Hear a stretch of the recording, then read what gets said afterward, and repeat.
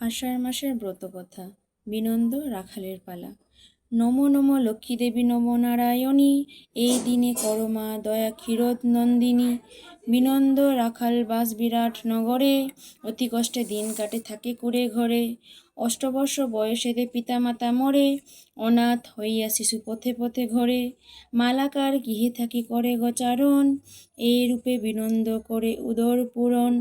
12 বর্ষ কেটে যায় এক এক করে, বিনন্দ সর্বদা চিন্তা করে লক্ষ্মী মারে। নিত্যকার মতো গরু লয়ে মাঠে যায়, সহসা ভীষণ ঝড় উঠিল তথায়। ধেনুগণে বিনন্দ না পাইল দেখিতে, এক মনে কমলারে লাগিল ডাকিতে। ভক্তাধীনা লক্ষ্মীমাতা ভক্তের কান্নায়, বিনন্দের নিকটেতে আসিল তরায়। আসি লক্ষ্মী বিনন্দিরে কোলে তুলে লন, ভয় নাই ওরে বাছা করোনা কন্দ্রণ। এতদিন দুঃখ পেলে চড়ায় গধন, আমি যাহা বলি এবে করহ শ্রবণ। চাকুরিতে কোনোদিন দুঃখ নাহি যাবে, কৃষিকার্যে করো যদি সুখেতে থাকিবে। বিনন্দ বলিল মাগো শুনো মোর কথা, কৃষিকাজ মোর পক্ষে অসম্ভব কথা। বীজ ধান কথা পাবো বলদ লাঙ্গল, এইসব না হলে মাগো কে করিবে হল। জমি জমা কথা পাবো বলো মা আমারে, অতি কষ্টে থাকি মাগো ভাঙা কুড়ে ঘরে। লক্ষ্মী বলে এই বীজ ধান তুমি লও, আজ গুরুবার ইহা বপন করহ।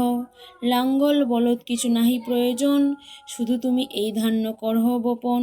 ভাগার শ্মশান আদি যত পরজমি, এই ধান লয়ে বাছা বুনো এসো তুমি। বিনন্দ প্রণাম করে লক্ষ্মীর চরণে, লক্ষ্মীর আদেশ মতো ধান দিল বুনে।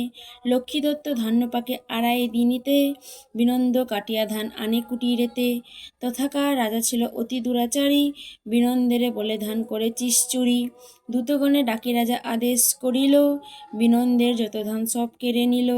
কাঁদিয়া বিনন্দ করে লক্ষ্মীর শরণ, অভয় দানের লক্ষ্মী দিয়া দর্শন। স্বপ্নে লক্ষ্মী মহারাজে লাগিল বলিতে, বিনন্দ আমার পুত্র জানিও মনেতে।